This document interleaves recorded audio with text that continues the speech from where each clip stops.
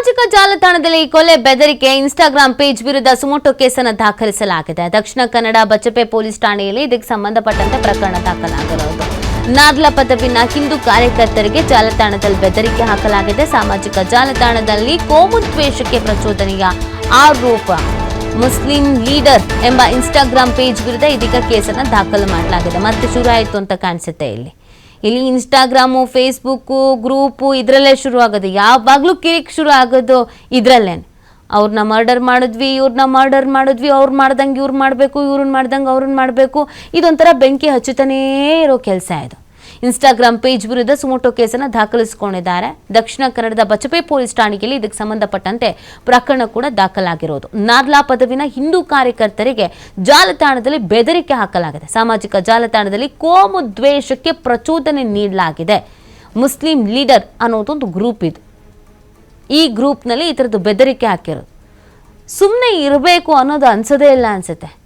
ಏನಾದರೂ ಕಿತಾಪತಿ ತೆಗಿಬೇಕು, ಕಿರಿಕ್ ತೆಗಿಬೇಕು, ಸಮಾಜದಲ್ಲಿರುವಂಥ ಶಾಂತಿ ಸುವ್ಯವಸ್ಥೆಯನ್ನು ಹದಗೆಡಿಸಬೇಕು. ಇದೇ ಇವ್ರುಗಳ ಕೆಲಸ. ಕೈಯಲ್ಲಿ ಮೊಬೈಲ್ ಇಟ್ಕೊಂಡು ಯಾವುದೋ ಮೂಲೆಯಲ್ಲಿ ಕೂತ್ಕೊಂಡು ಇಷ್ಟನ್ನು ಹಾಕಿ ಬಿಟ್ಬಿಡ್ತಾರೆ. ಇದನ್ನು ನೋಡಿ ಇನ್ನೊಂದಷ್ಟು ಜನ ರೊಚ್ಚಿಗೆದ್ದು ಇನ್ನೇನೋ ಮಾಡೋಕ್ಕೆ ಹೋಗ್ತಾರೆ. ಆಗ ನೋಡಿ ಅಹಿತಕರ ಘಟನೆಗಳು ನಡೆಯುತ್ತೆ.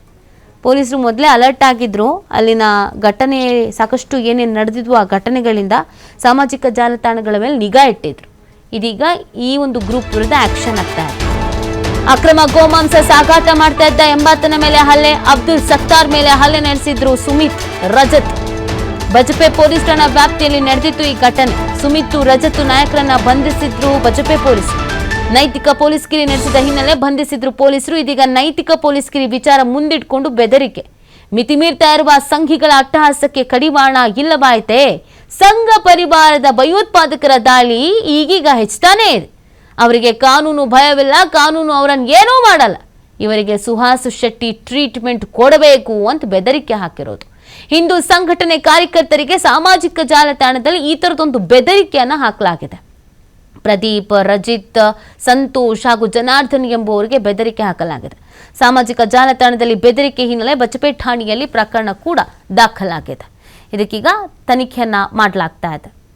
ಮಾಹಿತಿ ನೀಡ್ತಾರೆ ನಮ್ಮ ಪ್ರತಿನಿಧಿ ಆದಿತ್ಯ. ಇಲ್ಲಿ ಸುಮ್ಮನೆ ಇರೋ ಥರ ಕಾಣಿಸೋದೇ ಇಲ್ಲ. ಸಾಮಾಜಿಕ ಜಾಲತಾಣದಲ್ಲಿ ಏನಾದರೂ ಒಂದು ಕಿತಾಪತಿ ನಡೀತಾನೆ ಇರುತ್ತೆ. ಸೊ ಈ ಬಾರಿ ಪೊಲೀಸರು ಯಾವ ಥರ ಅಲರ್ಟ್ ಆಗಿದ್ದಾರೆ ಅಂತ ನೀತಿ ಹೌದು. ಈ ಸಾಮಾಜಿಕ ಜಾಲತಾಣ ಅಂದ್ರೆ ಎಲ್ಲೋ ವಿದೇಶದಲ್ಲಿ ಕೂತ್ಕೊಂಡು ಈ ಫೇಕ್ ಅಕೌಂಟ್ ಗಳನ್ನ ಹ್ಯಾಂಡಲ್ ಮಾಡುವಂತವರು ನಮ್ಮನ್ನ ಯಾರು ಹಿಡಿಯೋದಕ್ಕೆ ಸಾಧ್ಯನೇ ಇಲ್ಲ ಅನ್ನುವಂತ ರೀತಿ ಒಂದು ಧೈರ್ಯದಲ್ಲಿದ್ರು. ಮತ್ತು ಕರಾವಳಿ ಭಾಗದಲ್ಲಿ ಆಗಿದ್ದಂತಹ ಅನೇಕ ಕೋಮು ಸಂಘರ್ಷಗಳಿಗೆ ಈ ಫೇಕ್ ಅಕೌಂಟ್ ಗಳೇ ಮೂಲ ಕಾರಣಗಳು ಆಗಿತ್ತು. ಯಾರನ್ನ ಕೊಳ್ತೀವಿ, ಯಾವಾಗ ಕೊಳ್ತೀವಿ ಅನ್ನುವಂಥದ್ದನ್ನ ಕೂಡ ಒಂದು ಡೇಟ್ ಅನ್ನ ಹಾಕಿ ಮೆನ್ಷನ್ ಮಾಡಿ ಅಟ್ಟಹಾಸವನ್ನ ಅವರು ಮೆರಿತಾ ಇದ್ರು. ಅಂದ್ರೆ ಯಾರ ಭಯವೇ ಇಲ್ಲ ನಮ್ಗೆ ಅನ್ನುವಂತ ರೀತಿಯಲ್ಲಿ ಮತ್ತು ನಮ್ಮನ್ನ ಯಾರು ಹಿಡಿಯೋದಕ್ಕೂ ಸಾಧ್ಯ ಇಲ್ಲ ಅನ್ನುವಂಥ ರೀತಿಯಲ್ಲಿ ಇದ್ರು. ಆದ್ರೆ ಮಂಗಳೂರು ಕಮಿಷನರ್ ಮತ್ತು ಮಂಗಳೂರು SP ದಕ್ಷಿಣ ಕನ್ನಡ SP ಅವರ ಆರೋಪಿಗಳು ವಿದೇಶದಲ್ಲಿದ್ರು ಕೂಡ ಲುಕ್ಔಟ್ ನೋಟಿಸ್ ಕೊಟ್ಟು ಅವರನ್ನ ಬಂಧಿಸುವಂತ ಘಟನೆಗಳನ್ನ ನಾವು ಗಮನಿಸ್ತಾ ಇದ್ದೀವಿ. ಸಾಮಾಜಿಕ ಜಾಲತಾಣದಲ್ಲಿ ಈ ತರ ಕೋಮು ಪ್ರಚೋದನೆಯನ್ನ ನೀಡುವಂತ ವಿಚಾರಕ್ಕೆ ನೋ ಟಾಲರೆನ್ಸ್ ಅನ್ನುವಂತ ಫಸ್ಟ್ ಸಂದೇಶವನ್ನು ರವಾನಿಸಿದ್ರು. ಈ ರೀತಿಯ ಘಟನೆಗಳು ಕಮ್ಮಿ ಆಗ್ತಾ ಇಲ್ಲ. ಸೊ ಈಗ ಮುಸ್ಲಿಂ ಲೀಡರ್ ಅನ್ನುವಂತ ಒಂದು ಇನ್ಸ್ಟಾಗ್ರಾಮ್ ಪೇಜ್ ನಲ್ಲಿ ಕೋಮು ದ್ವೇಷಕ್ಕೆ ಪ್ರಚೋದನೆ ಕೇಳಿ ಬಂದಿದೆ. ಅಂದ್ರೆ ಕೊಲೆ ಬೆದರಿಕೆಯನ್ನೇ ನೇರವಾಗಿ ಹಾಕಿದ್ದಾರೆ. ನೈತಿಕ ಪೊಲೀಸ್ಗಿರಿ ಮಾಡಿದಂತವರನ್ನ ಏನು ಹಿಂದೂ ಸಂಘಟನೆ ಕಾರ್ಯಕರ್ತರನ್ನ ಬಜಪೆ ಪೊಲೀಸರು ಬಂಧಿಸಿದ್ರು. ಗೋಮಾಂಸ ಸಾಗಾಟ ಪ್ರಕರಣಕ್ಕೆ ಸಂಬಂಧಪಟ್ಟ ಹಾಗೆ ಆರೋಪ ಇದ್ದ ಕಾರಣಕ್ಕೋಸ್ಕರ ಅವರು ನೈತಿಕ ಪೊಲೀಸ್ಗಿರಿ ಮಾಡಿದ್ದಾರೆ ಅನ್ನೋ ವಿಚಾರಕ್ಕೆ ಸಂಬಂಧಪಟ್ಟ ಹಾಗೆ ಅವರ ವಿರುದ್ಧವೂ ಕೂಡ ಕಠಿಣ ಕಾನೂನು ಕ್ರಮಗಳನ್ನ ಕೈಗೊಳ್ಳಲಾಗಿತ್ತು. ಈ ಸುಮಿತ್ ಮತ್ತು ರಜತ್ ನಾಯಕ್ ಅನ್ನುವಂತವರನ್ನ ಪೊಲೀಸರು ಬಂಧಿಸಿದ್ರು. ಆದ್ರೆ ಇದೇ ವಿಚಾರವನ್ನ ಮುಂದಿಟ್ಟುಕೊಂಡು ಈಗ ಈ ಒಂದು ಫೇಕ್ ಪೇಜ್ ನಲ್ಲಿ ಒಂದು ಪೋಸ್ಟ್ ಅನ್ನ ಹಾಕಿರುವಂತದ್ದು. ಈ ಸಂಘಿಗಳ ಅಟ್ಟಹಾಸ ಅನ್ನುವಂಥದ್ದು ಮಿತಿ ಮೀರ್ತಾ ಇದೆ. ಇವರ ಭಯೋತ್ಪಾದನೆ ರೀತಿಯ ದಾಳಿ ಹೆಚ್ಚಾಗ್ತಾ ಇದೆ. ಸೊ ಈ ರೀತಿ ಎಲ್ಲ ಪ್ರಚೋದನೆ ಮಾಡುವಂತ ರೀತಿಯ ಒಂದು ಪೋಸ್ಟ್ ಅನ್ನು ಅವರು ಸದ್ಯ ಸಾಮಾಜಿಕ ಜಾಲತಾಣದಲ್ಲಿ ಹಾಕಿರೋದು. ಹಾಗಾಗಿ ಅಲ್ಲಿ ವಿಚಾರ ಏನು ಉಲ್ಲೇಖ ಮಾಡಿದ್ದಾರೆ ಅಂದ್ರೆ ಸುಹಾಸ್ ಶೆಟ್ಟಿಯ ಹತ್ಯೆ ರೀತಿಯಲ್ಲೇ ಇವರಿಗೆ ಟ್ರೀಟ್ಮೆಂಟ್ ಅನ್ನ ಕೊಡಬೇಕು ಅನ್ನುವಂತ ರೀತಿಯಲ್ಲಿ ಒಂದು ಕೊಲೆ ಬೆದರಿಕೆಯನ್ನು ಅವರು ಹಾಕಿರುವಂತದ್ದು. ಹಾಗಾಗಿ ಈಗ ಈ ಮುಸ್ಲಿಂ ಲೀಡರ್ ಅನ್ನುವಂತ ಪೇಜಿನ ಹಿಂದೆ ಇರುವಂತಹ ರೂವಾರಿ ಯಾರು, ಅದು ಎಲ್ಲಿಂದ ಕಾರ್ಯಾಚರಣೆ ಮಾಡ್ತಾ ಇದೆ ಅನ್ನುವಂತ ವಿಚಾರವಾಗಿ ಈಗಾಗಲೇ ಮಂಗಳೂರು ಪೊಲೀಸರು ಬೆನ್ನು ಬಿದ್ದಿದ್ದಾರೆ.